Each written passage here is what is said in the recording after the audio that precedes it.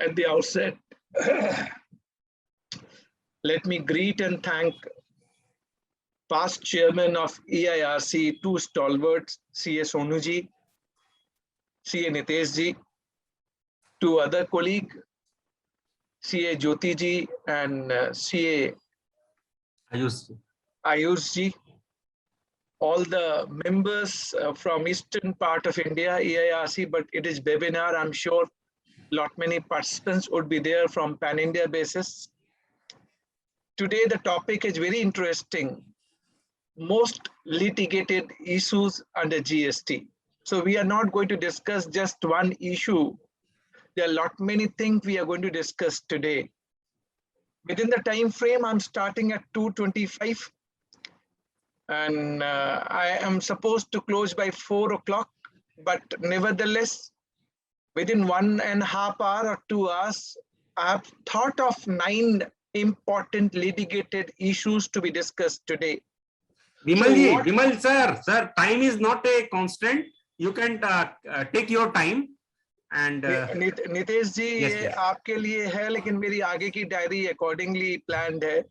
But nevertheless, I will request all the participants to write the answer in a chat box, yes, no, because I'm going to ask queries so that I get a clarity that whether you are understanding the topic which I'm deliberating before you. And I'm going to connect my issue with the recent 45th GST Council meeting, what they have recommended. And they have issued the circular also just 2 days back. So we are going to discuss those matters as well. So in the meanwhile, you please be connected with the topic which I'm discussing, and maybe at the end, we can take up queries pertaining to other subject matter. So what is the plan? I will try to pick up 5-6 important litigated issues. Then we will have question answer session at the last, which may be related to other topic, and you can ask anything A to Z from GST when we will start the question answer session. So are we ready with this simple one mantra that you should be active on other side, writing back your input, your answer in a chat box, and it should looks like we both are interacting together. From here, I'm giving the deliberation, and from other side, you should be participating as if actively you're understanding the topic and writing the answer. So let's start. All right, so I got a yes from 2 active participants. So I'm getting from others as well. Let's start. The first litigated topic. Let's say there is a foreign supplier. Listen very carefully. Unless and until you say that you have understood it, I will not move to the second topic. I want to deliver the topic to the best so that today you're going to digest the topic at length and in totality. Let's say there is a foreign manufacturer or supplier in USA. And let's say his name is A. So A from USA contacting Bimal Jain in Calcutta. And A want B, Bimal Jain, to develop the local market for his product, for his goods. Now, after developing the market, I will identify the customer who are interested to buy the goods from the foreign supplier, A, USA. So Bimal Jain has done the sales promotion activity, identified certain customer in India. Now I have approached to the supplier, foreign supplier, because at his instance, I was giving the services. Then I asked A to supply the goods to the customer C in India. So there is a direct supply from A to C. Now, I'm getting a remuneration. Bimal Jain B is getting a remuneration from A for his services. So Bimal Jain located in India, A is located who is a recipient of service outside India. When I'm raising invoice, I'm being paid in convertible foreign exchange also. And we are not merely establishment of distinct person, because Bimal Jain is different from A of USA. My simple first question to all of you, whether the services of Bimal Jain to develop the market, identify the customer for A, is an export of services? Tell me in a chat box, yes or no. This is the only answer I'm expecting from you.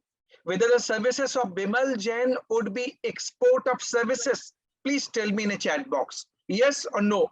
Whether you know it or you don't know it, but write down something in a chat box so that today, when you listen my topic, you get clarity. All right. So chat box is the open chat box, and you're getting answer also. And answer is yes and no, both together. Yes and no, both together. Now listen very carefully.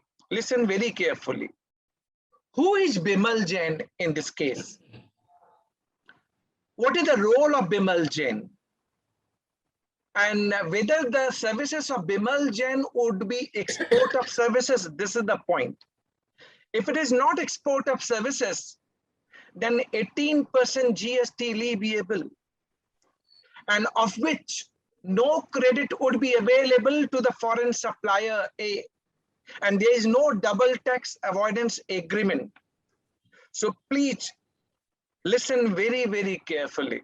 And that is what the clarity emerges, a circular number 159 dated 20th September 2021, 2 दिन पहले एक circular issue हुआ 159.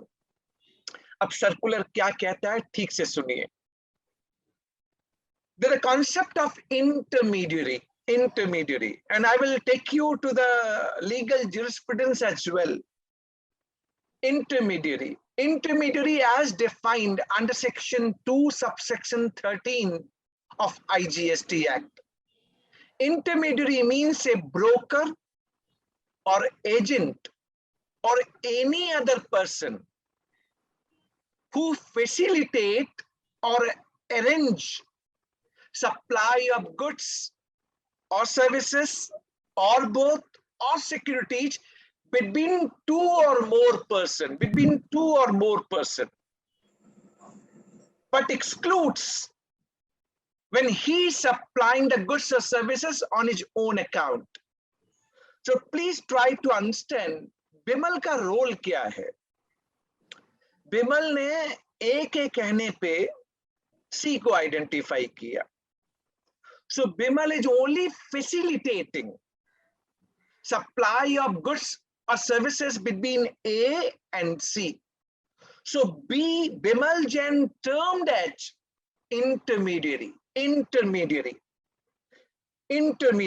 Now, if Bimal Jain intermediary है, तो इसको export of service माने या ना माने, क्योंकि बिमल ने सर्विस फॉरेन सप्लायर के कहने पे दी है. A. And Bimal is being paid by foreign supplier only in convertible foreign exchange. Export of service है या नहीं है? तो export of services के लिए आपको 5 conditions satisfy करनी है. 5 conditions. What are those 5 conditions? Suppliers should be located in India. Bimal Jain located in India. Recipient A, foreign supplier should be outside India. Money should be received in convertible foreign exchange. Bimal को convertible foreign exchange में पैसा मिला है. 4th condition, there should not be merely establishment of distinct persons. So Bimal Jain is independent of foreign supplier A. So they are not merely establishment of distinct person. The last condition, which is the disputed one, place of supply must be outside India if it is export of services.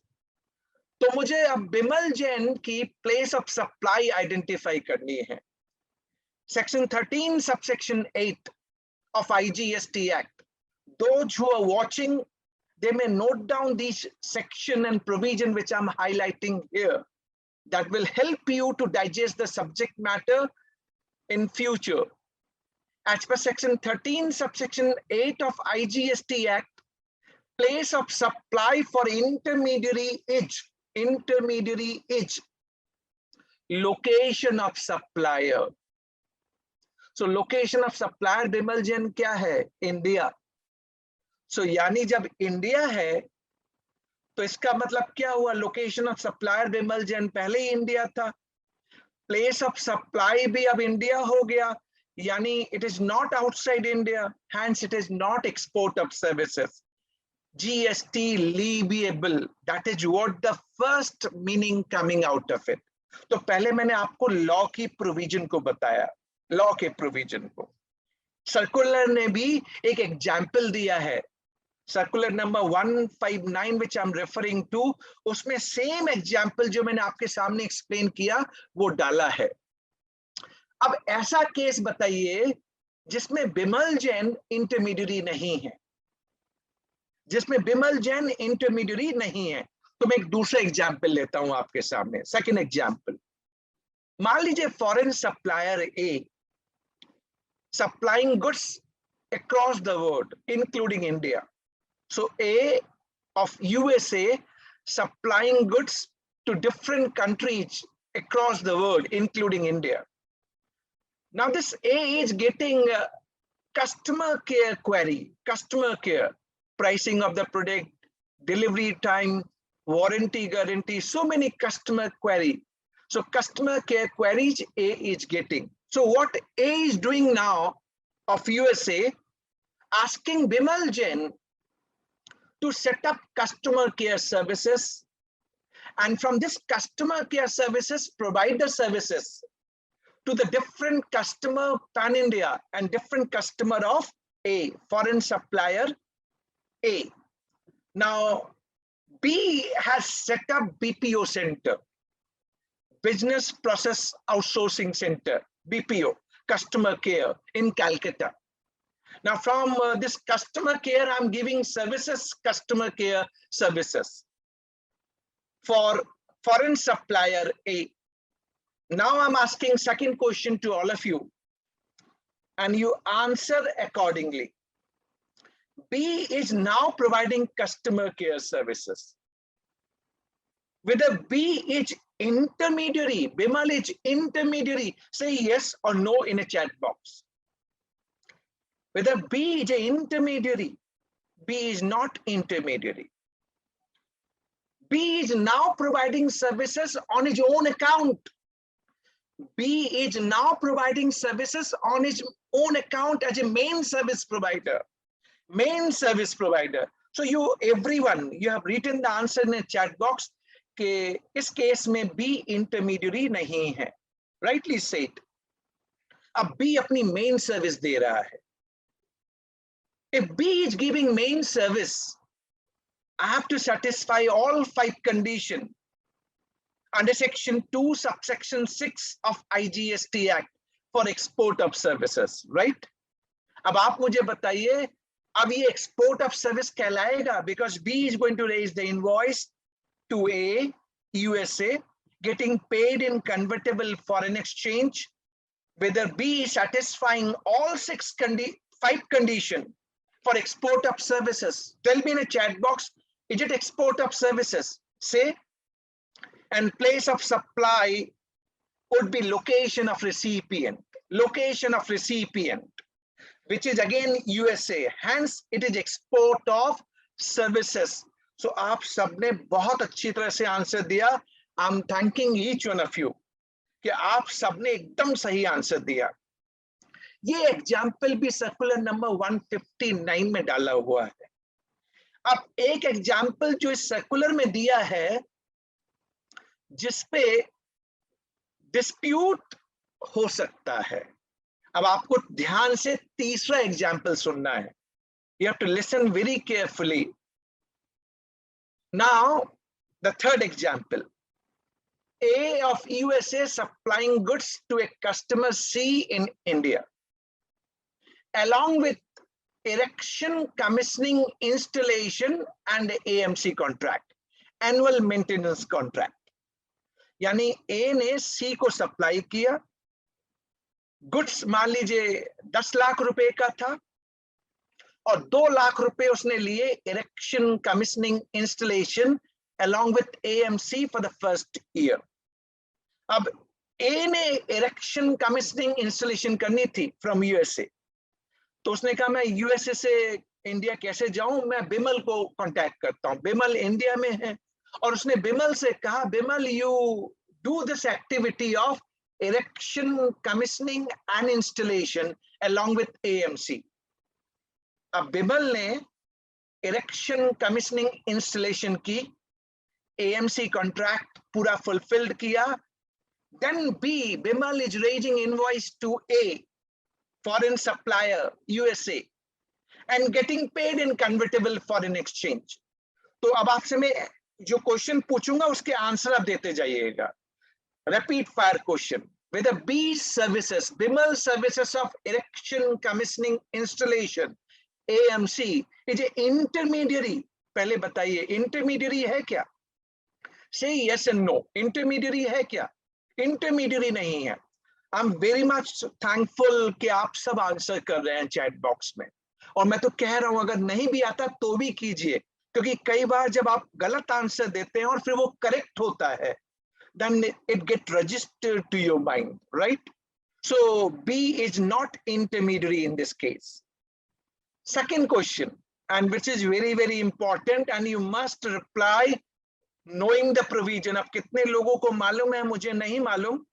Circular ने तो कह दिया कि intermediary नहीं है, जो आप सबने भी कह दिया इंटरमीडियरी नहीं है. यहां तक तो आपको पूरे मार्क्स मिले, 10 out of 10. But what circular has not said, you have to give the answer. With the beach service, Bimal Jain service, erection, commissioning, installation, AMC contract, for and on behalf of A, USA, is export of services or not? If it is export of services, write yes. If it is not export of services, write no. Please tell me. All right, so maximum of you are now becoming learned, and they are saying, sir, it is not export. As per section 13, subsection 3 of IGST Act, place of supply would be where the services are being performed, where goods are made available by recipient to the supplier. Then the place where performance is being done, services are rendered, that would be place of supply, which is India. Hence, even though invoice raised to foreign supplier A got paid in convertible foreign exchange, but it will not be export of services. Will not be export of services because place of supply is not outside India. Please tell me in a chat box, am I clear to all? आपने सबने answer सही दिया है. एक बार chat box में बोलिए, अब तक 3 एग्जाम्पल किए और जो मैंने कंक्लूड किया आपकी समझ में आ गया. Say yes in a chat box. Very well done. सबने कहा, and I'm so thankful. Now I'm going to give you the googly. Now the bouncer, big bouncer. After understanding all this provision, I'm expecting from you that you should give me the right answer. अगर आपने right answer नहीं दिया तो इसका मतलब you have to really innovate yourself, and GST is an innovation. Listen very carefully. I'm as a Bimal Jain, listen very carefully. I'm as a Bimal Jain, if I'm intermediary, assume intermediary, then place of supply is in India. Hence, it is not export of services. This is what the provision talking about. Section 13, subsection 8, clause B of IGST Act is saying so. But I'm questioning to the government of India, sir, मैंने service foreign supplier A को दी, service use किसने की? Foreign supplier ए ने की। आप इसे export क्यों नहीं मानेंगे? GST is a destination based consumption tax, destination based. So if Bimal Jain is intermediary, given services to foreign supplier A, and A is using the services of Bimal Jain, GST being destination based consumption tax, इसको export क्यों नहीं माना जाएगा? This is the big disputed point. Gujarat High Court, writ petition was filed and it was asked constitutional validity of section 13 subsection 8 clause B. तो writ petition में ये डाला गया कि सर इंटरमीडियरी को भी आपको एक्सपोर्ट ऑफ सर्विसेज मानना चाहिए। गुजरात हाई कोर्ट ने कहा नहीं, जो लॉ में लिखा है उसके हिसाब से इंटरमीडियरी एक्सपोर्ट ऑफ सर्विसेज नहीं है। Gujarat high court judgment. Matter has gone to Bombay high court. Dharmendra M Jani, and for your information, division bench, 2 judges has given contradict judgment to each other. एक जज ने कहा ये एक्सपोर्ट ऑफ सर्विसेज होगा और एक जज ने कहा इसको मैं एक्सपोर्ट ऑफ सर्विसेज नहीं मानूंगा बिकॉज लॉ की जो पोजीशन है उसके हिसाब से एक्सपोर्ट नहीं है। Now matter is being referred for the precedent bench for the Bombay High Court. मेरा से क्या है इस पे? मेरा से क्या है? मैं अपना से भी आपको बताऊंगा, बट एक बाउंसर आपके साथ कर लूं, एक गूगली आपके साथ कर लूं। अगर इस गूगली का आंसर आपने दे दिया, इस बाउंसर का अगर आपने आंसर दे दिया, then I will be convinced that you got the topic clarity. You got the understanding of this topic. So listen very carefully and then give me the answer. Let's assume now Indian supplier Maruti contacting some foreign commission agent of USA. So Indian supplier Maruti contacting B of USA and wanted B to develop local market in USA, identify the customer for the goods of Maruti India Limited. Now Maruti, which is A, supplying goods to C in USA. Now B has developed the market. B has arranged and facilitating the transaction. So B is now raising invoice, B of USA raising invoice to Maruti India in India. My question to all of you, whether it is import of services in the hands of Maruti, RCM applicable, RCM, reverse charge method applicable, say yes or no in chat box. Yes or no in a chat box. Say yes or no in a chat box. Okay. So chat box is open. We can see each other. कि कौन क्या answer कर रहा है. We all are knowing. And I said I'm going to give you the bouncer and googly. And I wanted you to check whether आपको समझ में आया या नहीं आया. My answer. Now I got mixed answer. इसका मतलब अभी तक mind proper खुला नहीं है. Sorry to say, don't take personal. अभी तक ये अच्छा सुमन मुरारका बोलती हैं, मुझे तो समझ में ही नहीं आया. सिर्फ सुमन आप ही ने कहा नॉट अंडरस्टैंड. सबने कोशिश की है आंसर देने की. एक बार फिर से मैं क्वेश्चन बोल दूं आपसे. I am using Hindi English both together. It is okay with all of you. First you tell me, because it should not turn out to be that I'm using Hindi also. Is it okay if I use Hindi English mix? Is it okay? Hindi English mix? Okay. Okay, Naveen is saying only English. Okay. Naveen, kindly allow me to use little. Okay. So there is some guys asking me to use English. So maximum I will try to be in English, but little bit I will use Hindi to get local connectivity. Listen carefully. Maruti India registered in India. right? Indian company. Now Maruti India is requesting B of USA to develop the local market in USA, identify customer for Maruti India. Now B USA developing the market, identifying the customer in USA. On identification, Maruti India is supplying goods to customer C in USA. And then B is raising invoice from USA to India, Maruti India. I asked simple question to all of you, whether it is import of services reverse charge applicable or not applicable. I got mixed answer, yes and no. Before I give the answer, let me ask another question.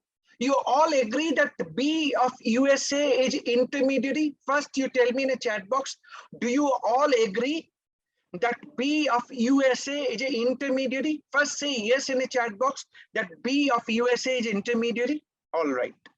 So to this aspect, we all agree B of USA is an intermediary. For import of services, RCM to be applicable, three conditions need to be satisfied. Three conditions need to be satisfied. What are those three conditions? Supplier should be located outside India. So B is located outside India, satisfied. Recipient should be located in India, Maruti India, in India, satisfied. Place of supply must be in India, for import of services, for RCM to be applicable. Please, this is the alarm to each one of you, those who have given the wrong answer. I will not give the judgment, but look for the answer from each one of you. Place of supply must be in India for import of services. So is import of services applicable for RCM liability? Now, what is the place of supply for intermediary as per section 13, subsection 8, clause B? Please tell me, I said location of supplier, right? And location of supplier is outside India. Hence, this is not being satisfied. Now tell me, after listening this argument, this legal provision, whether RCM applicable, say yes or no. Now I should get right answer. Whether RCM applicable, say yes or no. Okay, so nice of you. Now see by yourself that you all are writing no RCM applicable, and this was my answer as well. No RCM applicable. So a lot of you have given the wrong answer to me. A lot of you have given the wrong answer, but now got corrected. I'm raising a concern before Government of India and telling them what is my concern to them, to Government of India. Sir, this intermediary place of supply you have picked up from service tax provision. And this service tax provision was effective from 1st of October 2014. So they have copy-pasted, carry forward the same provision in GST. And what is the contention I'm putting before the Government of India? If GST is a destination-based consumption tax, then the Bimal Jain, when he was intermediary in India, his services should have been export of services, because GST is a destination-based. First, representation. Second, representation to Government of India. If it is not export of services, I need to levy 18% GST, of which no credit to my buyer, to my recipient. Then what happened? I'm incompetitive. My pricing get incompetitive. Sometimes I have to bear from my own pocket. Second cross argument. Third cross argument. When I'm exporting, I'm getting convertible foreign exchange for country India. And law is saying it is not export. But in reverse case, when it was convertible foreign exchange paid by Maruti India to B of USA, You are saying no RCM because of provision, no RCM. So convertible foreign exchange going out of the country from Maruti to B, you're saying no RCM. These are contradictory. As a layman language, if I'm getting convertible foreign exchange, it should be export because it's a destination base as per preamble of GST law. That is my representation. And having divergent perspective, Gujarat High Court has upheld the constitutional validity, whereas Bombay High Court is having dissenting views by 2 division members. Now before the presidential bench, this matter is boiling and one of the litigated matter way forward. That is the summarization of this intermediary, which is being recommended by GST Council in 45th GST Council meeting, clarified by way of circular number 159. But to my mind, this clarification is half-hearted. Till the time the point which I contended, I represented, is being resolved. Tell me, have you got this topic? If you have understood this topic, tell me yes, so that I can move to the second topic. Say yes in a chat box that you got it. This topic is clear to all. Say yes so that I get clarity. It is clear to all. Perfect. All right. Thank you very much. Thank you very much. Let me take the second topic now. Second topic.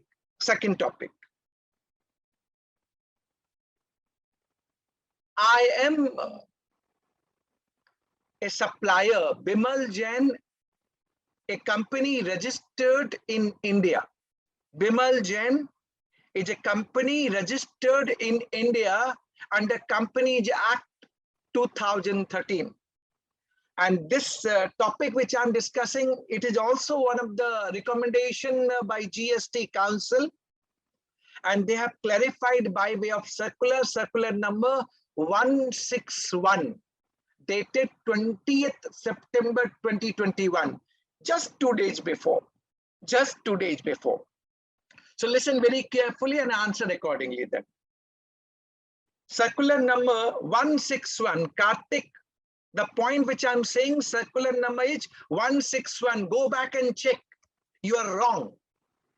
So see, Kartik, I said 161, you wrote 160. So listen very carefully. Thank you. Not an issue. Listen. What is export of services? 5 condition, right? Under section 2, subsection 6 of IGST Act. What are those 5 conditions? Once recap, quick recap. Supplier should be located in India. Recipient should be outside India. Money should have been received in convertible foreign exchange. Place of supply must be outside India. And supplier and recipient should not be merely establishment of distinct person. This point is very interesting.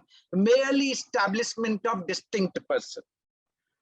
Listen very carefully. I would be asking the query because you all are learned today and you all are understanding the topic, litigated topic. When I want to close today's session, I would be looking for that you should really tell yourself that you understood the subject matter. You can handle any client on these topic which we are deliberating today. Listen very carefully.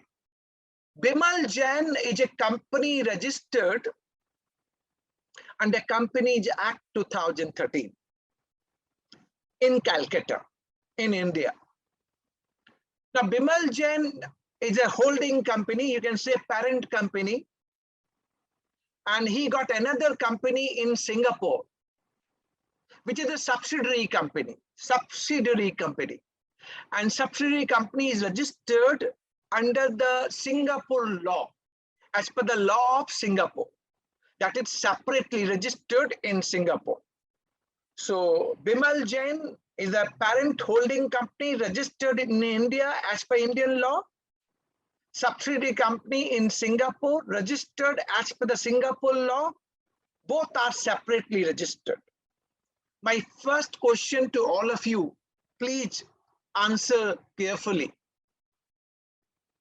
Parent company is giving certain services to the subsidiary company. Parent company, Bimal Jain and company from India giving services to his own subsidiary company in Singapore. Tell me whether it is export of services. Say yes or no. Tell me yes or no in a chat box. Yes or no. So parent company giving services to the subsidiary company. Both are separately registered. Abhishek, you are the only person saying no. You are the only person saying no. Now listen very carefully. Listen, only Abhishek has said no in a chat box. Listen very carefully. What is the meaning of merely establishment of distinct person? Madhulika, you are also saying no. Only 2% has said no. Establishment is being defined. Not an issue. Listen very carefully. Karthik, you also listen very carefully. Establishment is being defined as per explanation 1 read with explanation 2 of section 8 of IGST Act. Listen very, very carefully. Establishment means any branch, agency, or representational office. Any branch, representational office, or agency of same person, then they would be considered establishment of distinct person as per explanation 1 of section 8. Now tell me, Bimal Jain parent company registered as per Indian law, Companies Act 2013. And Singapore company is also registered, separately registered as per Singapore law. They are not branch then. They are not agency also. They are not representational office also. Because as per Singapore law, I was supposed to take separate registration for my subsidiary company in Singapore. So they become separate person. They become separate person. Once they become separate person, then they will not be considered the merely establishment of distinct person. So clarity, point 1. If they are separately registered, then they are not merely establishment of distinct person. Had it been the case, branch and head office Calcutta giving services to branch Singapore, and they are not separately registered, then this will not be export of services. Then they will fall into the territory merely establishment of distinct person. Having said that, please tell me and clarify, which I'm looking from all of you. Please tell me, have you got the clarity? If separately registered, export of services. If it is not separately registered, it is not export of services. Tell me in a chat box yes and no. That's what I'm looking for. Write clearly. So 2% has said no, Madhulika, and there was another guy. Madhulika, now clear that what is the difference between a separately registered versus head office and branch? So this is the next clarity which is coming out from circular number 161. Okay, all well done, and all of you have answered correctly. Now, third connecting point, an important point. Third connecting point, an important point. Okay, listen very carefully. Third one. In GST, export is called zero rated. Export of goods or export of services are called zero rated. And there are two options available. One option with the payment of IGST, and another option that no payment of IGST, execute LUT, letter of undertaking, and take refund of accumulated ITC. So there are two options available for zero rated supply, which includes export of goods or services and supply to SEZ unit or developer. My first question to all of you, please answer. if you are a consultant of any company, or you're a company who is in export, 100% export, assume 100% export, which option you will suggest to your client? Go for with IGST route, payment of IGST route, or without payment of IGST, LUT to be executed, and go for refund of accumulated ITC. Please tell me which option you will suggest, IGST or without IGST. So please write in a chat box. I want answer from all of you.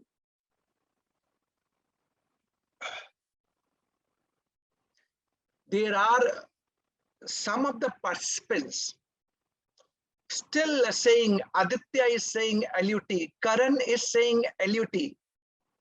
They do not want to go with the IGST route. Listen very, very carefully. Listen very, very carefully. And this is one of the litigated unstanding issue. Let's clarify. Let's say I'm an exporter. I'm exporter. Bimal Jain is exporter. I'm importing 50 rupees my inward supply. 50 rupees my inward supply. 18% GST rate applicable. So there is credit with me of 9 rupees, and which is 6 rupees from input, 2 rupees from input services, and 1 rupee from capital goods. So what I said, I'm exporter of goods or services. I got 50 rupees my inward supply, 18% GST rate, 9 rupees credit with me, bifurcated into 3 component: input 6 rupees, input services 2 rupees, and 1 rupee capital goods. I'm exporting now, and value is 100 rupees, 100. 18% applicable. So 18 rupees would be the IGST liability if I'm following the IGST route. So if I'm following the IGST route, first, no LUT required, no LUT required. For making payment of 18 rupees, I will use my 9 rupees credit. 9 rupees I will pay from cash, but I will get 18 rupees back from the department in cash. This is called IGST option. Tell me in a chat box, am I clear to all? Tell me in a chat box, yes, it is clear to all of you that you got this topic well, that this is understandable. Second, if you are following LUT route, which some of you have given and opted for LUT route, without Abhishek Jaiswal, Abhishek, repeat, please focus. Repeat means you're taking out time for others. Listen carefully. 50 rupees is my inward, 18% applicable, total 9 rupees ITC, bifurcate into 6 rupees from input, 2 rupees from input service, 1 rupee from capital goods, 9 rupees total credit. If I'm exporting at 100 rupees, 18% applicable, and following IGST route, then no LUT required, no LUT required. So for making payment of 18 rupees, I will use 9 rupees credit first. So 9 rupees balance I will pay in cash, and I will get 18 rupees back from the department in cash, total in cash. This is the point only I've said, Abhishek. So am I clear? Tell me, Abhishek. Okay. So now, second option, without payment of IGST. So first, LUT need to be executed. LUT need to be executed. Now for filing refund of accumulated ITC under section 54, subsection 3. So Richa is responding faster. Now listen very carefully. If I'm following LUT route, then without payment of IGST, then what happened? I will go for refund of accumulated ITC as per rule 89, sub rule 4, clause C, of CGST rules 2017, I am entitled to refund of only input and input services.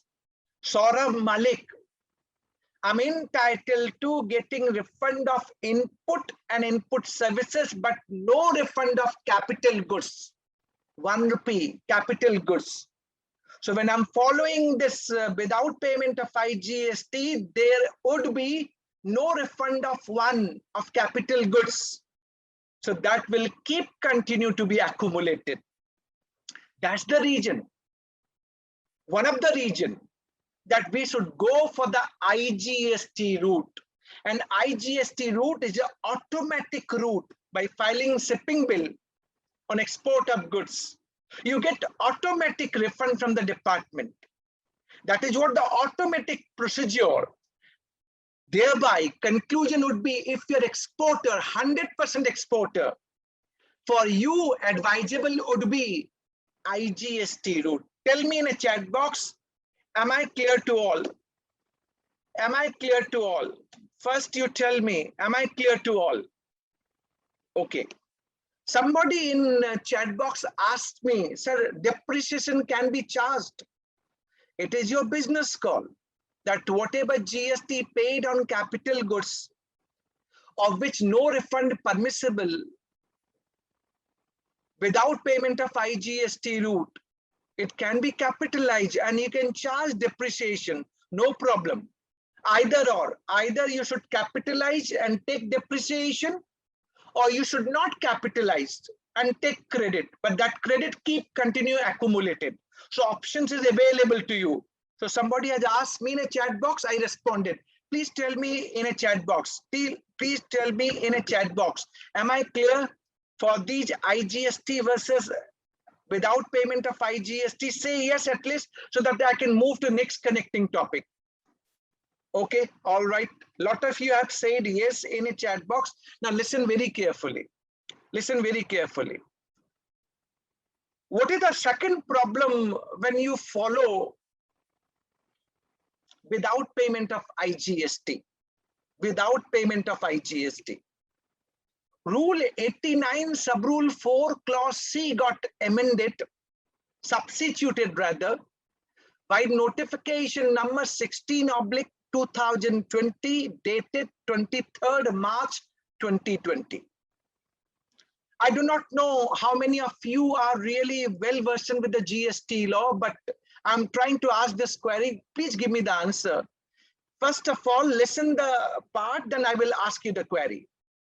Rule 89, subrule 4, clause C, which is applicable for without payment of IGST, is saying the value of my export shall not exceed 1.5 times of like goods domestically supplied by same supplier or similarly placed supplier. In simple layman language, if it is 100 rupees the domestic price, then export price cannot be more than 150. That is what the substituted rule is talking about. Substituted rule is talking about. And this substituted from 23rd March 2020. I'm asking each one of you, I do not know to what extent you have read the provision, but try to answer. This is by way of rule they have put the condition. Do you have any provision as per me, this amended substituted rule, rule 89, subrule 4, clause C, it's ultra vires, beyond the provision of law, beyond the provision of law. In law, there is no restriction per se that it should be restricted to 1.5 times. Please tell me, do you all agree that I'm of the view this substituted rule of 1.5 times is ultra bias, beyond the provision of law? Tell me in a chat box, yes or no. First part.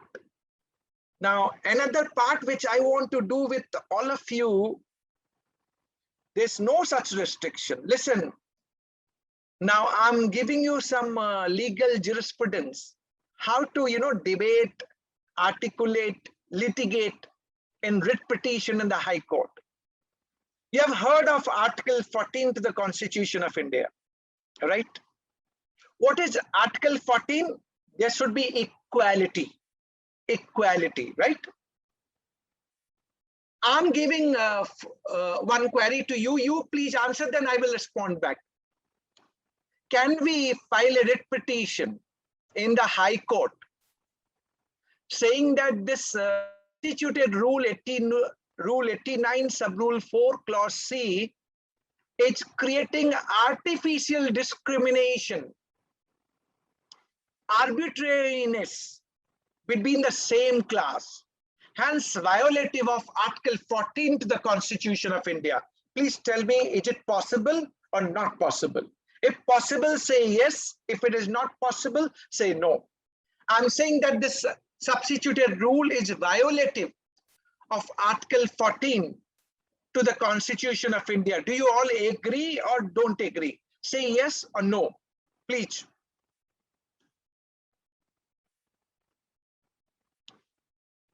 My answer to all of you, it is violative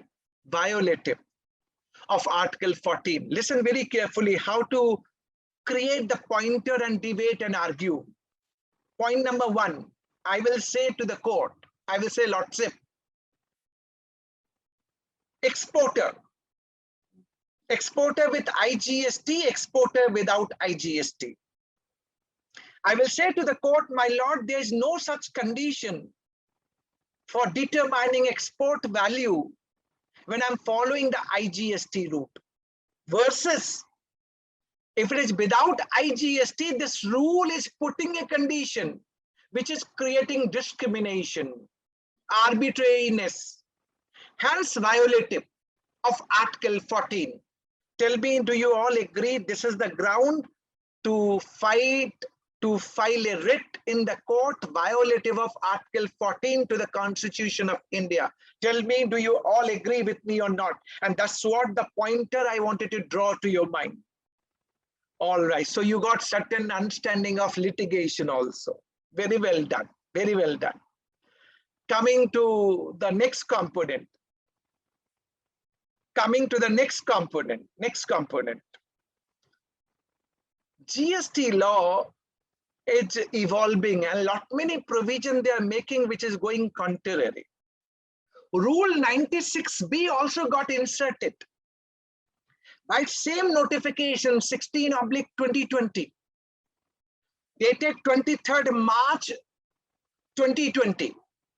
And what is Rule 96B? You know, we have to receive the export proceeds on export of goods from my customer within the stipulated RBI time period. I need to get the money in convertible foreign exchange as per FEMA provision.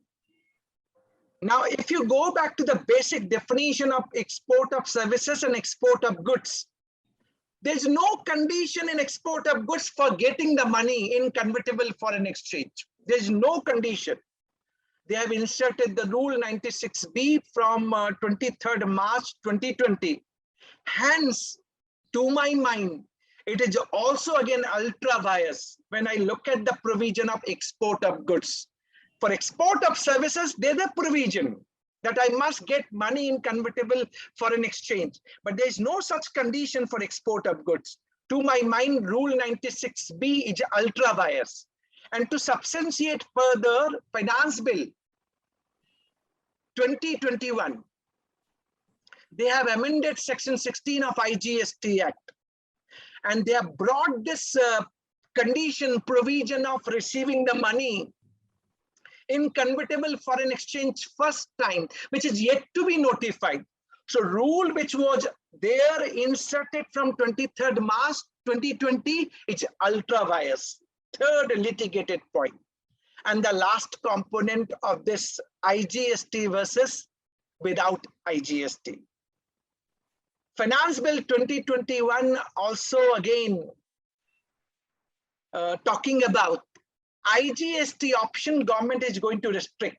They are going to restrict the IGST option. And what they are saying, Bimal, ab aage se na, आपको हम IGST freely नहीं देंगे. We will not give you the free IGST route. It is only for the notified supplier and for notified goods or services. So as a way forward, government going to notify that IGST route is restricted only to notified supplier and for the notified goods or services. It will not be openly applicable. So this is what the way forward as per the Finance Bill 2021. So third topic from my side. So Karthik Singhvi is again coming back. Karthik, for export of goods, I told you Finance Bill 2021 has amended Section 16 of IGST Act, which is yet to be notified. So receipt of money in convertible foreign exchange was not there when 96B was inserted from 23rd March 2020. That is the reason I'm saying that this rule 96B is ultra vires till the time this amended provision gets notified. For export of services, of course, you need to get the money in convertible foreign exchange. I'm through with the third most litigated point. Please tell me in a chat box here through. If you're through, then I will touch base another point. Please. Third point clear from my side. Please tell me in a chat box yes, so I get a clarity. Yes, it is going fine with all of you. Please. Quickly and fast. All right. All right. Thank you very much. Thank you very much. So now, my friends, I've done the three topic, maybe 2 or 3 topic as time permit. I need to close by 4 o'clock. But I want to give 5 minutes also for question answer session. I'm sure that a lot of you who have joined, they are still sitting and listening to me very carefully. I'm thankful to all of you that you are paying so much of attention, and this is very good for me.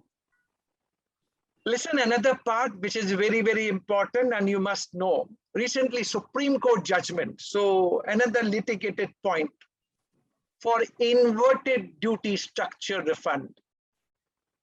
BKC Footstep India Private Limited, Gujarat High Court judgment versus Madras High Court judgment. TVL Afcons joint venture. Listen very carefully so that you get the clarity. Supreme Court judgment. What is inverted duty structure for the layman language?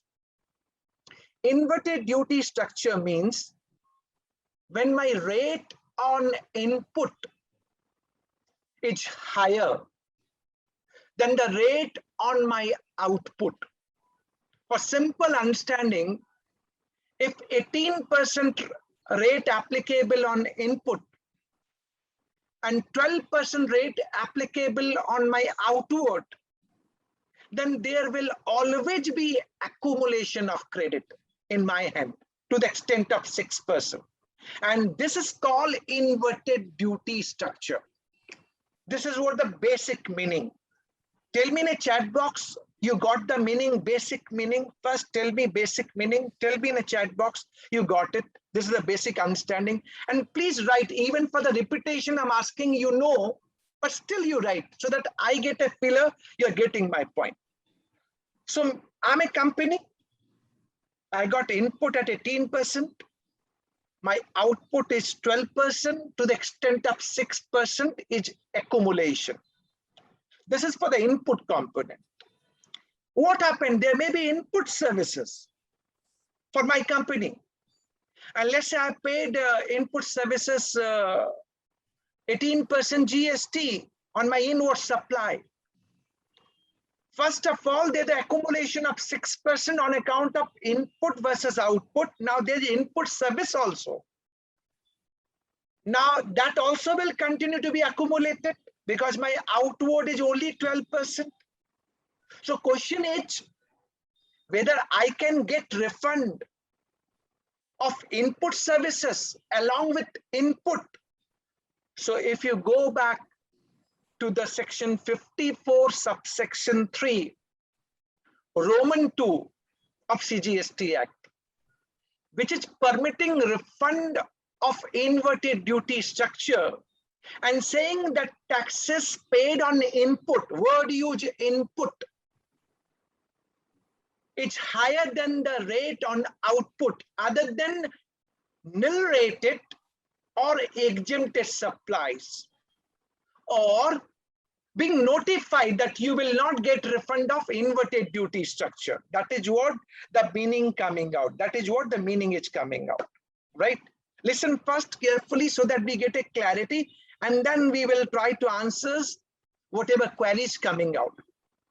So, two High Court judgment, Gujarat High Court in the case of VKC Footstep India Private Limited has allowed that I will get refund on input and input services. And why Gujarat High Court has given this judgment? Because the calculation which we do under Rule 89 sub Rule 5, initially even input service refund was permissible, but that got amended with retrospective date by notification number 26/2018, dated 13 June 2018. Retrospectively amended, and they have withdrawn the input services. They have removed the input services from retrospective date, July 1, 2017. And matter has gone to Gujarat High Court, and in Gujarat High Court, it was argued that ITC always meant ITC on input and input services. Madras High Court giving a divergent judgment saying no, if at all IDS refund permissible, it is only permissible on input, not on input services. Matter has gone to Honorable Supreme Court. Recently, Supreme Court judgment has come, and Honorable Supreme Court has said this Rule 89 sub Rule 5 does not ultra vires with the provision of the Act. And provision of the Act 54 subsection 3 Roman 2, please go back and check the provision. Clearly saying that the rate of tax on input is higher than the rate on output tax. So input word is huge. Hence, as per Supreme Court judgment, this matter is now being settled. For IDS, you will get only refund on input, not on input services, not on capital goods. Tell me first, this is the first clarity coming out from Supreme Court judgment. Tell me in a chat box, first you have understood this. Tell me in a chat box, at least you understood it. Now it's a settled jurisprudence, only input के ऊपर मिलेगा.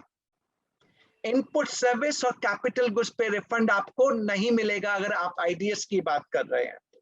आपको मैंने समझा दिया, and you have said in a chat box also. Now, I want to ask 2-3 queries to you.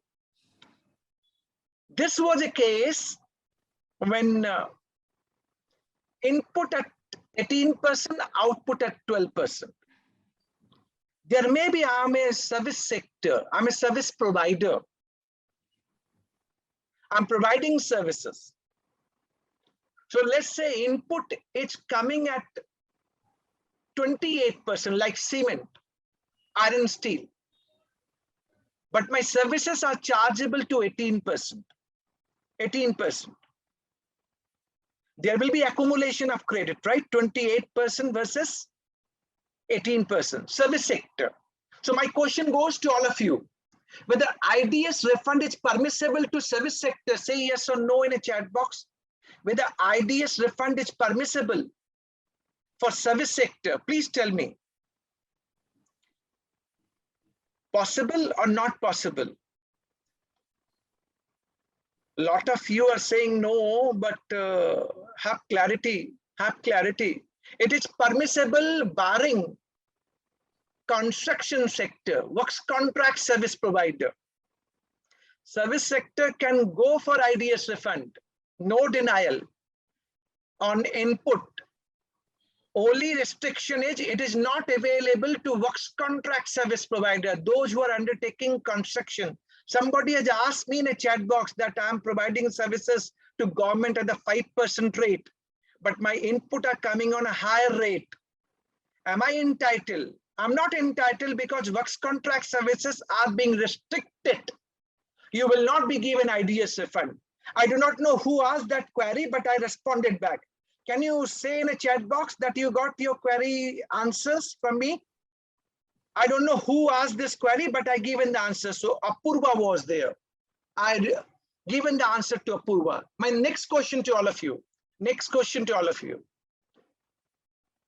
It was for service sector. Do you know any sector or any notification? I paid 18% on my input, but my output is 12%, but still IDS refund is not permissible. Do you know any provision in GST law? I have paid 18% on my input, 12% on my output, but there is accumulation of credit, but even refund of IDS not permissible. Do you know that? Do you know which relevant provision will guide you and help you? Please tell me. I know footwear for IDS, textile, and for that the GST Council has decided they will take call in future.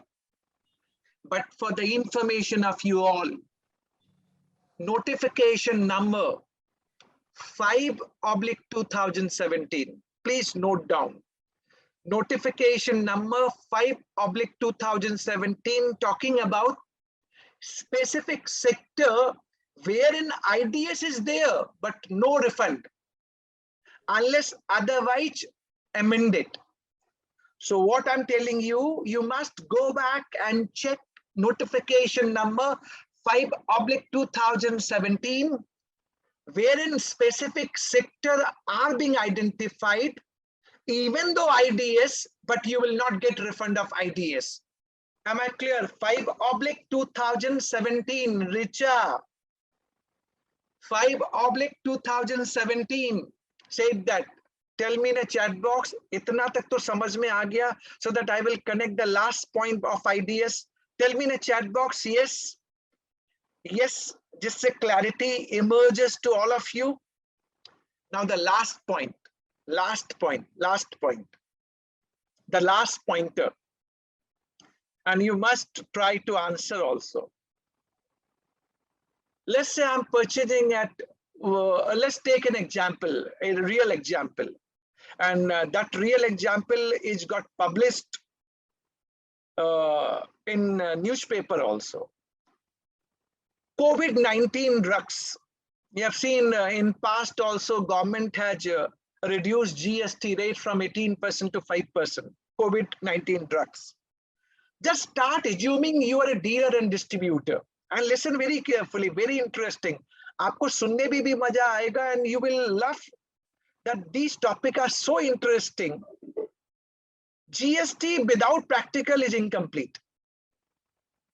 If you continue to be PPT presenter, PowerPoint presenter, and theoretical presenter without practical approach, my humble submission, I do not find that connect. I find the connect when practically we get it merge, marriage. Listen very carefully. You are a dealer and distributor of COVID-19 drugs. You purchase COVID-19 drugs, let's assume at 18% GST rate. You purchase from manufacturer. Government has reduced the rate from a cutoff date, which was sometime 14th of June 2021. And let's say they have cut off the rate to 5%. So you may be having stock of 18% lying with you on 14 June, which is 13 June 2021 night, which you purchase at 18% GST rate, and you're having credit of 18%. Government has reduced the rate from 14 June 2021, 5%. So you will sell at 5%. So there will be accumulation, right? There will be accumulation, 18% versus 5%. Whether you would be getting refund of IDS, tell me. Whether refund of IDS is permissible, tell me, yes or no. Yes or no. And please write the answer, whatever coming to your mind.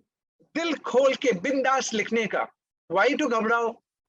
Jo, whatever answer coming to your mind, you must apply and write back in chat box. whether possible or not possible. See, there will be accumulation. I purchased at 18%. Government has reduced the rate to 5%. On inventory lying with me on 13th June, I must get back this refund. Otherwise, my working capital gone.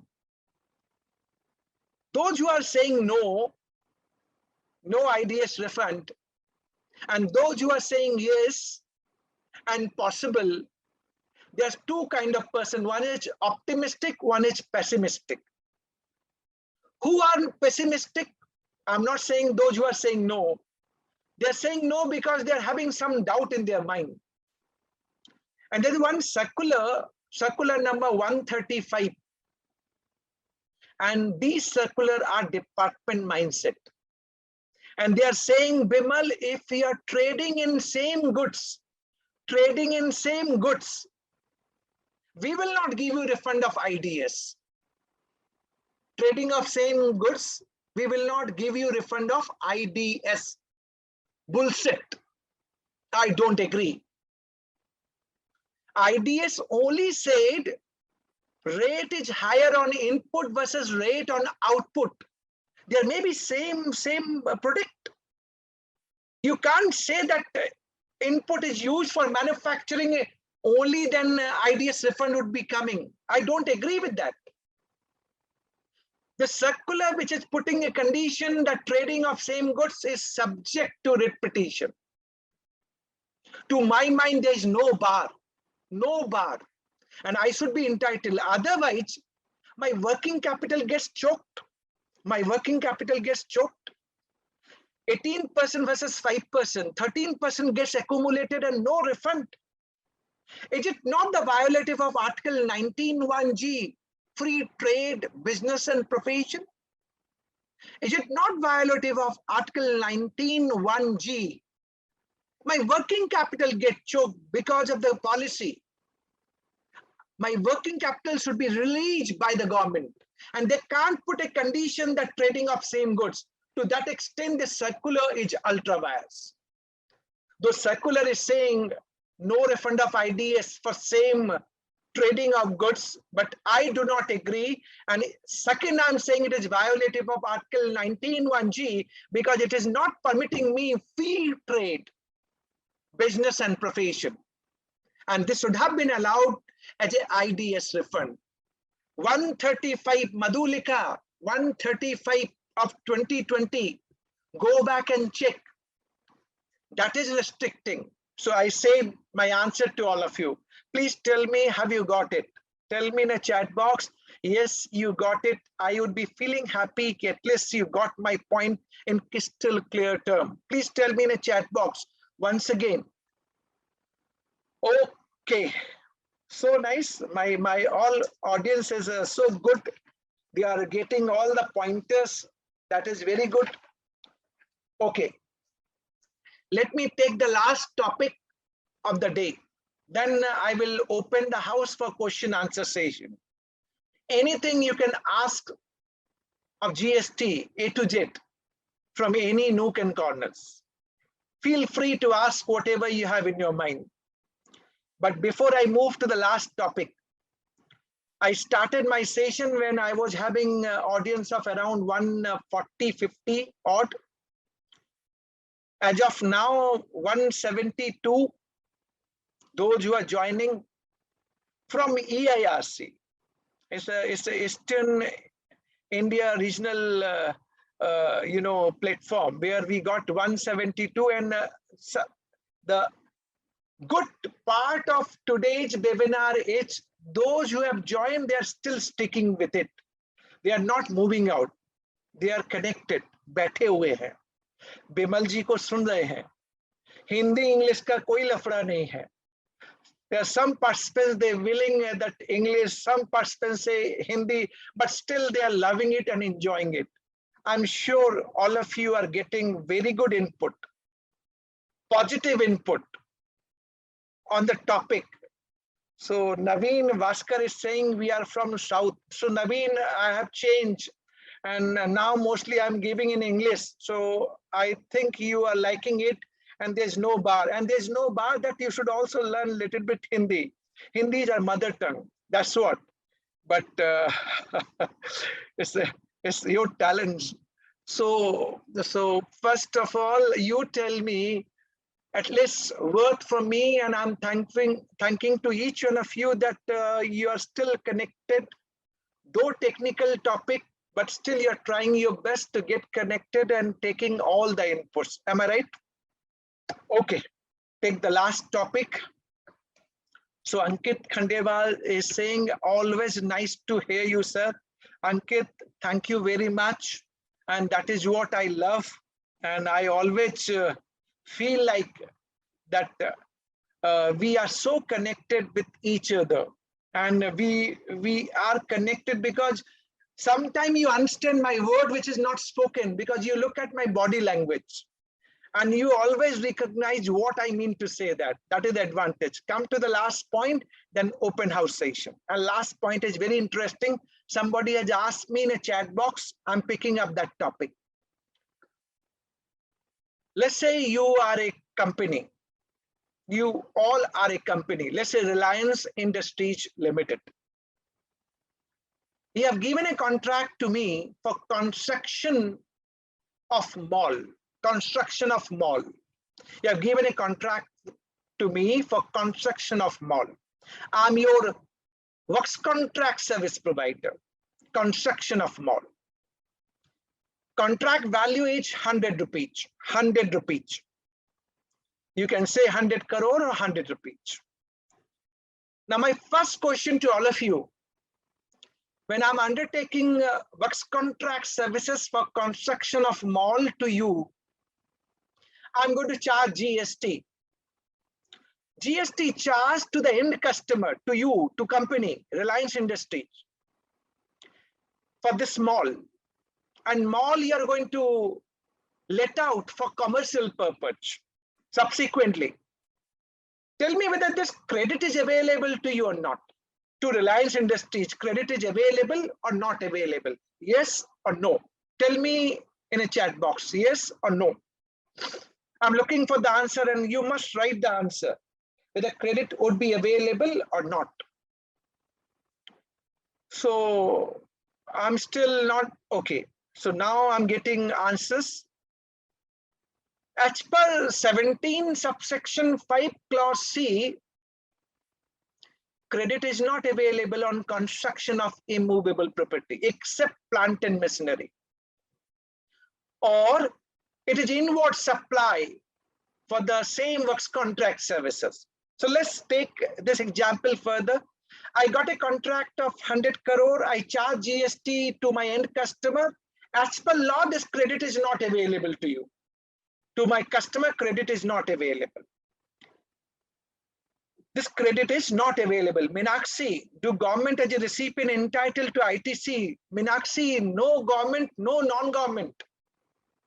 No ITC to the recipient, irrespective of fact whether government or non-government. Am I clear, Meenakshi? Say yes in a chat box so that I will move to next connecting point. Yes, credit is not available.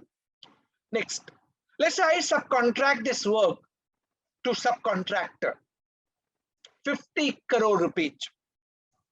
Now, subcontractor going to charge GST to main works contractor, Bimal Jain.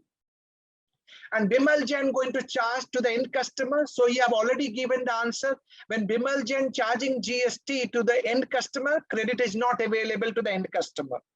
But if subcontractor charging GST to Bimal Jain, whether Bimal Jain can take credit on 50 rupees, which is charged by subcontractor, say in a chat box, yes or no, credit is available. Credit is available. So subcontractor to the main works contractor, credit available, but main contractor to the end customer, no credit. Clarity, clarity. There may be a situation, second situation, that you as an end customer, you thought of purchasing cement and iron steel from the market. You thought. You are not confident whether your main works contractor are going to use quality material. So what you did, You purchase cement and iron steel from the market, paid GST, and then you provided the cement and iron steel worth 50 rupees or 50 crore. FOC free of cost to your supplier of service, works contract service provider. So there are two questions. Let's resolve these two queries one by one. When you as an end customer purchase cement and iron steel, paid GST, whether credit would be available to you. Please tell me as an end customer, can you take credit? Say yes or no, and apply the provision of section 17 subsection 5 clause D of CGST Act, whether credit is available. Answer it, credit is not available. Not available, not available. Believe me, not available. So those who are giving yes, they correct themselves. Not available.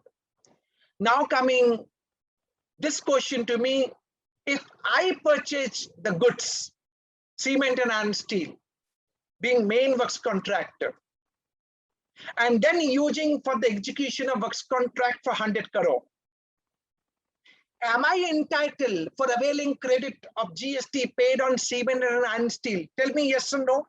Yes or no?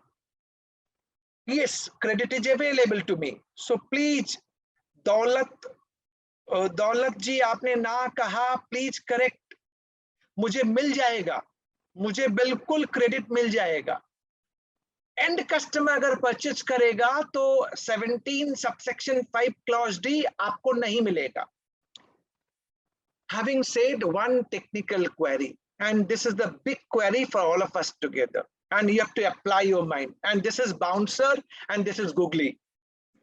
So I've said and given alarm. Ab tak aapne sare, you have played small shots, lighter shots. Now this is the googly and bouncer.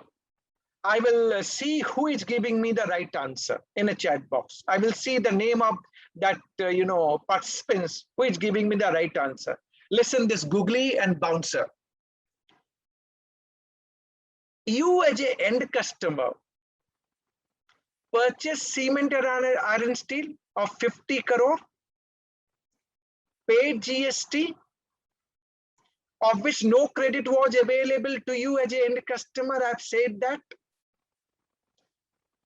And then you're giving me FOC free of cost to the supplier, main works contract service provider.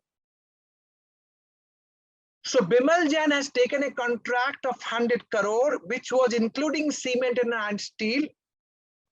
But you purchase, as an end customer, you purchase 50 crore rupees cement and iron steel and provided to me FOC.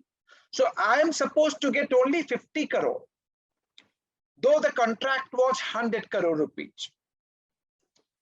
And this is my googly and bouncer.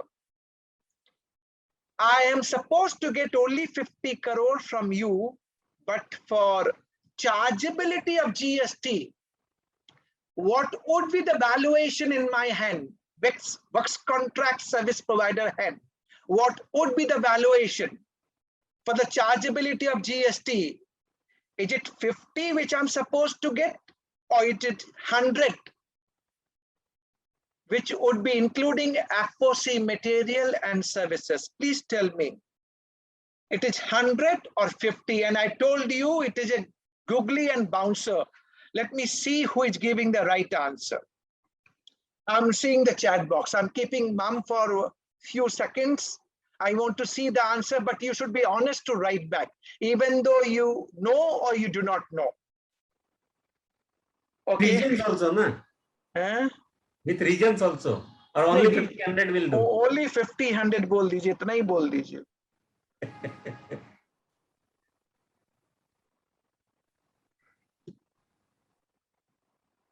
Okay. My answer, dear friends, valuation would be 100 crore rupees for the chargeability of GST because supplier was liable but incurred by the recipient. Section 15, subsection 2, clause B, talking about inclusion of FOC material. Supplier was liable but incurred by recipient. GST to be charged on 100 crore rupees. Though I'm supposed to get only 50 crore rupees because it was supplier's liability. So first, those who have made the mistake, they should correct themselves. And what is way forward for them? What they should do? See, 50 crore rupees cement and iron steel you purchased as an end customer and credit was not available. You give an FOC to me. I will also include in my valuation, make it 100 crore and charge GST, of which uska credit bhi aapko nahi milega. So double taxation.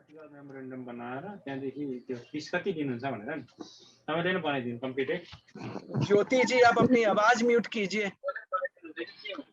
Oh, sorry, sir. So that would be double taxation. Highly advisable. You should make the contract accordingly. So you should have made the contract for me only for 50 crore, not the 100 crore. Had it been 50 crore and FOC supplies made by you to me, then supplier is not liable, hence need not required to be included. So your contract going to play important role. Your contract going to play important role. Please tell me, have you got this point which I'm sharing with all of you? Please first tell me. So this contract should be 50 crore as against 100 crore. Then you could have saved double taxation. Am I clear to all? So, all right. Lot of you have given, can the contract be subsequently amended? Before execution, everything is possible, Partha. Before execution, everything is possible. But make sure substance over form. You should not do afterthought. It should be before execution. Listen now carefully. What is the dispute going on pan-India? And why we all are debating this issue at length? Now, when I'm charging GST to you, to end customer, for construction of mall, it is being debated why credit will not be available.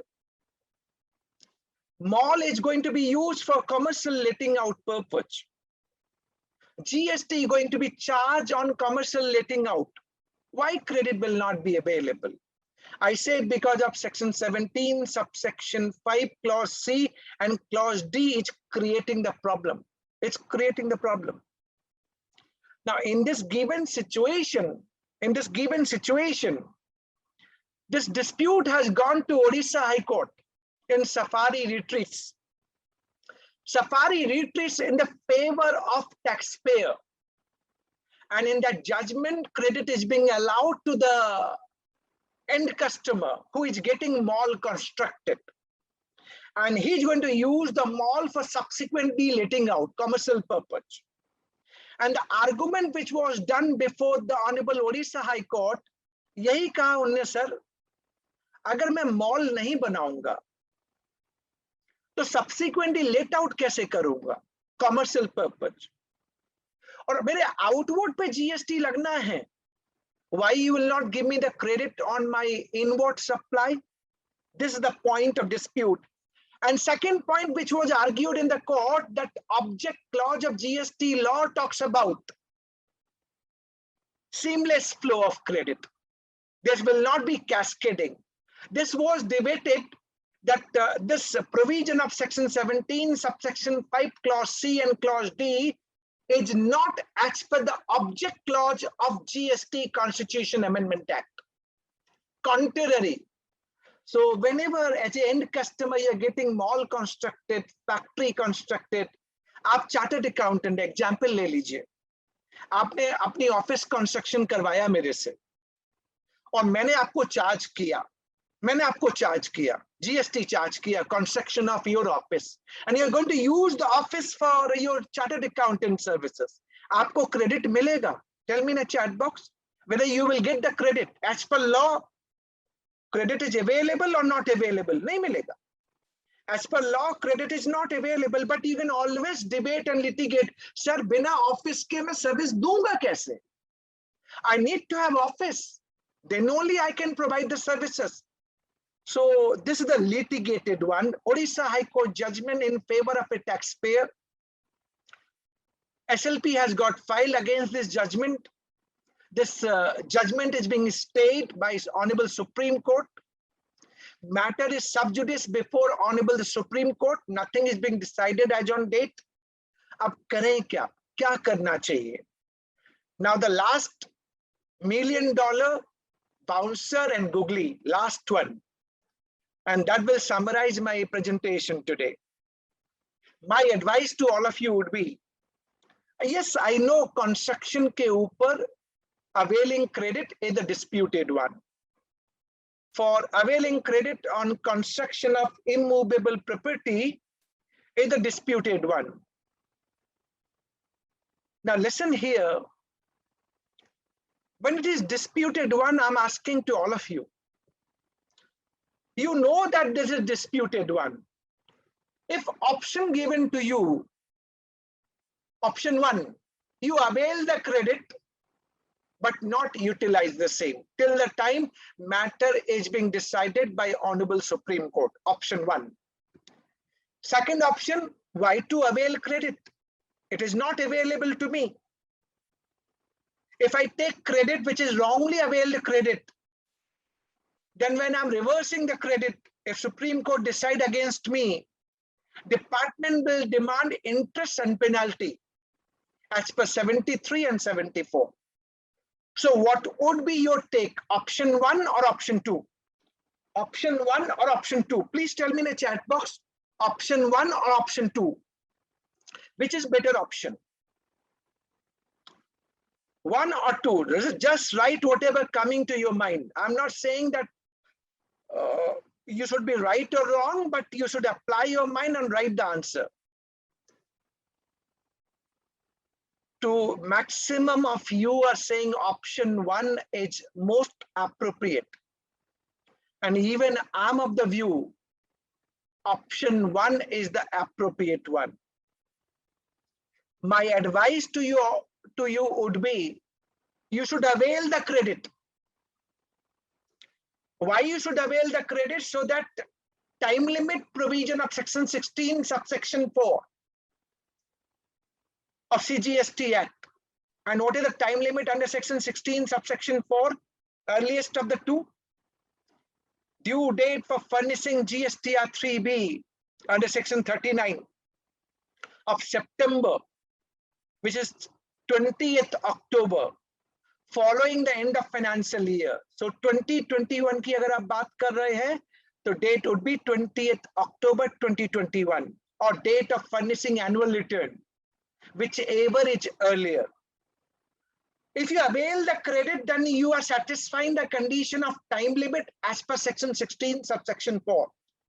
So कल department आपने अगर credit नहीं लिया, if you don't take credit, and tomorrow Supreme Court decide in our favor that credit is available, but time limit gone, then department will say, now you can't take because time limit gone. Highly advisable you take credit in your return, intimate to the authority, but don't utilize the same. Caution H, don't utilize that credit. Keep as it is till the time matter is being decided by Honorable Supreme Court. And Supreme Court going to decide on question of law, not on question of fact. अगर Supreme Court ने हाँ बोल दिया, तो आपने तो credit ले ली है, कोई problem नहीं. Section 16 subsection 4 के हिसाब से कोई बात नहीं होगा, then you can use the credit. But अगर Supreme Court ने मना कर दिया credit not available, I need to reverse. And if I'm not utilized the same, then no interest, no penalty. Do you agree? If credit availed, which is wrongly availed credit, but not utilized, and you're reversing the credit, no interest, no penalty. And recently in 45th GST Council meeting, GST Council has recommended also for amending the provision of section 50 subsection 3 for ineligible credit. Unless it is availed and utilized, unless it is availed and utilized. They've used the word availed and utilized. And I have made Hemant, I know that section 73 talks about availed or utilized. I will request you, a lot of you know me, they can go back to my YouTube channel. Today, time is the pause. You can go back to my YouTube channel and watch my video. I've said at least 3-4 months before that wrongly credit availed but not utilized is not falling within the provision of section 50 subsection 1 interest, as it fails to pay or short payment of tax. You can go back and check my video. I said at least 3-4 months back. And now GST Council has also said ineligible credit availed and utilized. So interest going to be levied only when availed and utilized. Retrospectively from July 1, 2017 at the rate of 18% per annum. That is what the concept evolving. And I given this, given my humble submission as per Patna High Court judgment in the commercial steel. So these judgments are available. So Hemant, you can go back and check.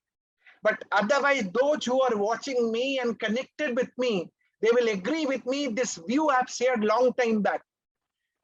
Credit availed but not utilized, no interest, no penalty. Am I clear to all? Tell me in the chat box. Please tell me. Please tell me, am I clear to all? Tell me in the chat box. Yes, sir. Clear है. Concept बहुत clear है. कोई doubt नहीं है. So what is my advice to all of you? A lot of issues, if you want to get update on GST, you can always go back to my YouTube channel, subscribe, watch my all the videos as and when published. Even yesterday, I have uploaded one video on intermediary. You can go and check. Such videos are helping you to understand the content and topic of GST. And I'm trying from my side, whatever we can do together. I always believe sabka saath, sabka vikas. We all are fraternity, helping each other. And this is what we all try from our side. एक छोटी सी submission और है, Hindi English का झगड़ा नहीं करने का. If you are from South, try to learn little Hindi. And those who are Hindi guy in North and Eastern part, try to learn little English so that we can enjoy both way. Mixing up cocktail and mocktail are much better than simple soft drinks. So better to be, mixing up everything. Okay, now having said all this thing, let me conclude my last component. And then I will have open house session for your query. I will try to answer 5-10 minutes. I would be there for answering your query. I'm through with my 5 litigated issue, most litigated issue. I thought of 9. Time is not permitting me, but 5 I have delivered extensively before you. So at least at the end, I want to have your views, your answer, your voting. 5 litigated issues we have discussed at length. Have you understood it, enjoyed it, and grasped it? If yes, write down yes in a chat box that yes, you got it. Clearly you got it, you have enjoyed, and it was 100% to your satisfaction, so that you enjoyed absolutely, which you're writing. That's very good. If not, you can always say no also. Democratic country, I'm not going to tell you why you're saying no to it, but you can always say your views. I've tried from my side best, whatever best I could have done it. You can always join me on my YouTube, my LinkedIn, my Facebook, Twitter for getting all GST update. And that will help you to grow faster in GST for GST knowledge. So having said that, I'm summing up my presentation, maybe question answer session. So any query you can post on this chat box, I will try to answer those one. Please. So Nitesh ji, now you can take it forward from here and ask any query which you think is the important one.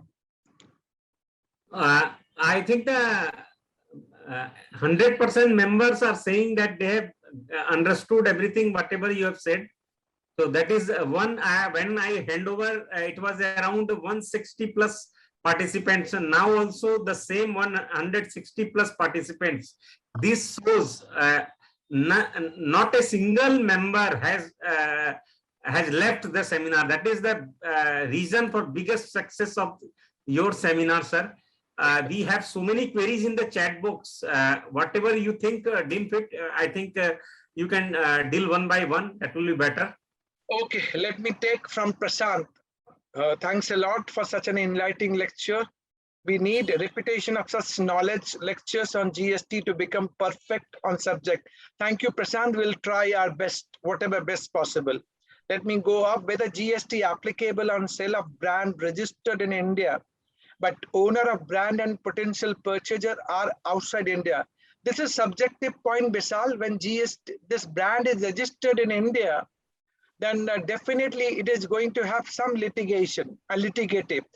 Since you're asking this question on a chat box without having factual position clear, it is not, okay with me to answer in a very, very simplistic way, yes and no. This is a subjective issue. You have to go back and check the fact of the case to give the judgment and opinion. Blanketly, if this brand is registered in India, then there will be exposure. Please, that would be my answer. Pritesh, excess GST paid on import due to high valuation as per custom officer leading to ITC accumulation. Can we get refund? No, dear. It is not the case of, rate is being higher. It is a valuation issue. You should have gone to file appeal against that, bill of entry which got assessed, and you should have objected to that valuation.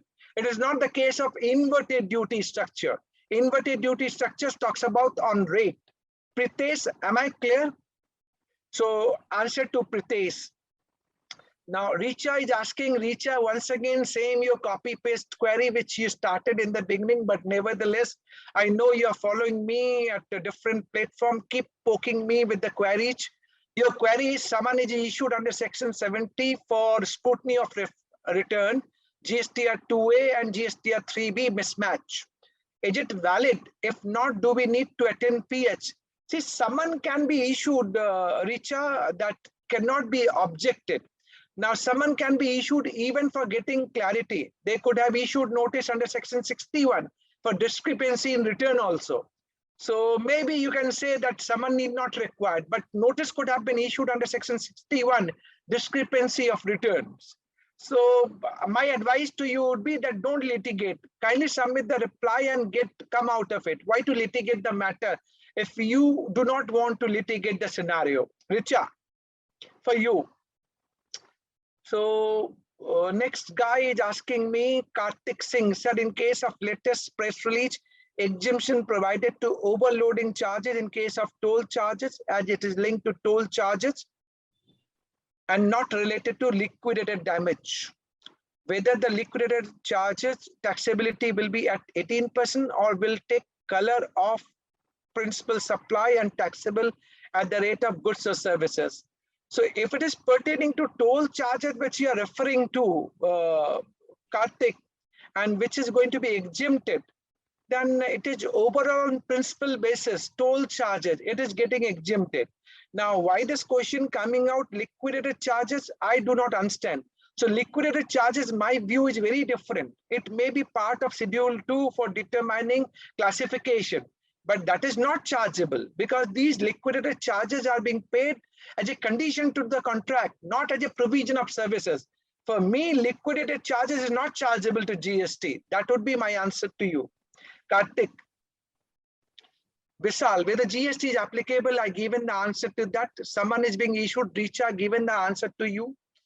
So I've taken 3-4 questions which I could see recently in a chat box. So there's someone, Aditya, sir, if I have not registered in a particular HSN code at the time of GST registration, then can I issue invoice for that without making amendment on GST portal? See, they're specifically looking for 5 main HSN code where you're dealing with. Please try to understand that you need not require to have all HSN code. You may be dealing in more than 5 products. So do you require to include all the products? No. Major 5 product HSN code need to be amended. That's what the provision. But in case you have not amended and you want to supply, you supply, intimate to the authority and get it amended. That would be my advice to you. Now coming to Anirudh, the last question for today's session. Client is importing goods on CI basis. Is reverse charge mechanism applicable on freight and insurance part? Mohit Mineral case, Anirudh, which is in favor of a taxpayer, but sub judice before Honorable Supreme Court, and it is not yet being decided. As per Gujarat High Court judgment, this is in our favor, and they have held that no RCM GST applicable on freight component, which is already being included for the custom duty purpose. But matter is sub judice before Honorable Supreme Court. So, okay, Richa, thank you very much for giving a stamp of Mahaguru. Thank you very much. And all my Mahaguru friends, thank you very much listening to me and giving me this opportunity.